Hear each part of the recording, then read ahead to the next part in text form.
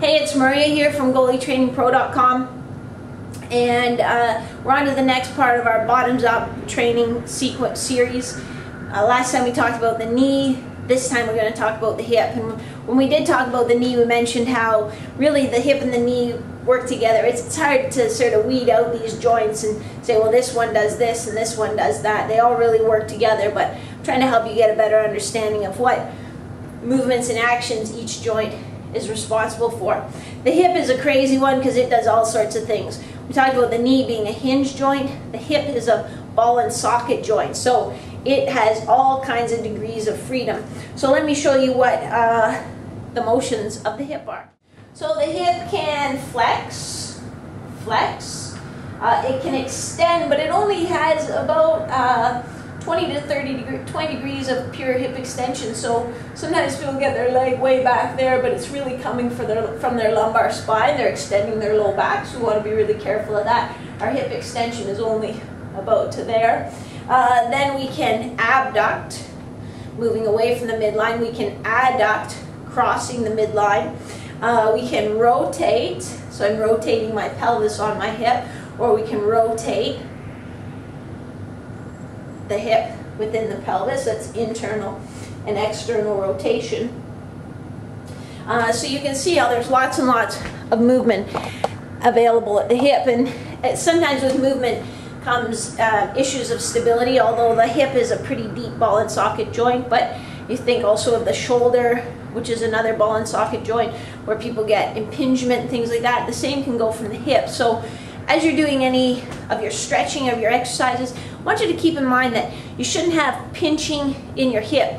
Pinching in your hip is a sign that something is getting entrapped, something is getting impinged, and you're causing a little bit of irritation, definitely, but also you could be causing long-term wear and tear. There are different reasons we get pinches in the hip.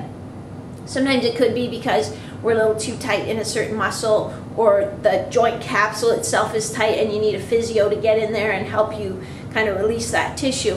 But it also could be getting a pinch because of the way you're put together.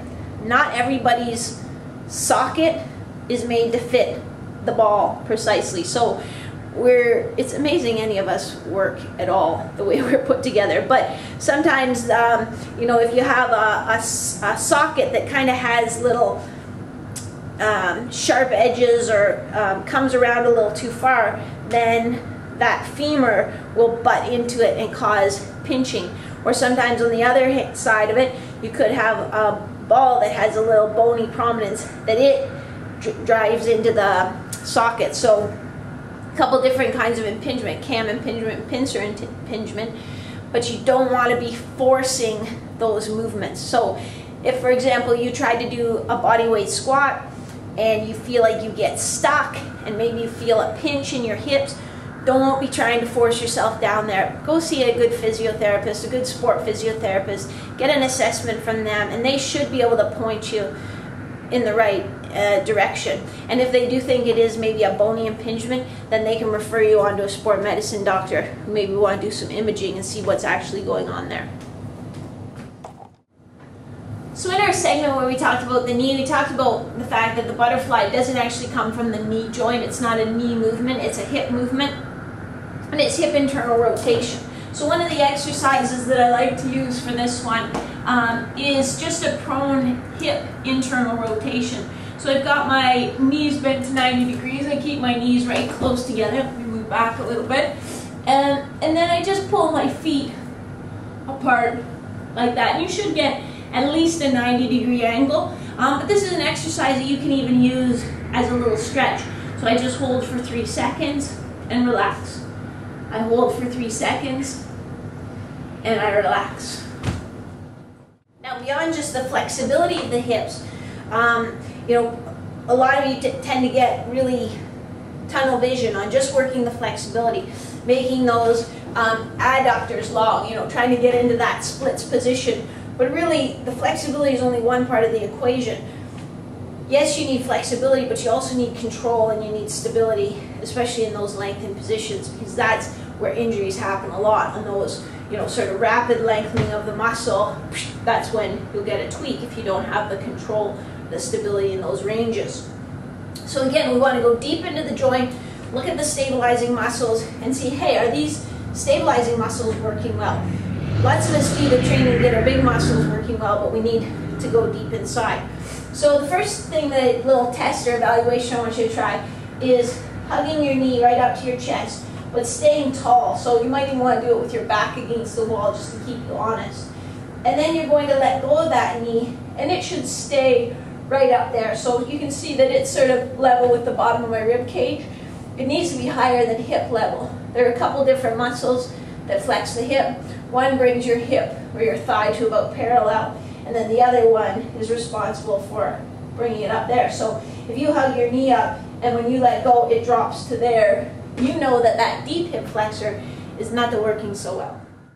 The next thing I want to tackle is hip extension, just pure hip extension without lumbar extension. So if you take your hands in knees position, you're going to keep this knee nice and flexed, and then I want you to come up just as high as you can without any arch in your low back. So I'll often balance a foam roller on my back as I do this, so I can get my leg way up here, but you can see how I have to cave in my low back. So be honest with yourself. Some of you will not even be able to get your thigh parallel to the floor without extending in your low back.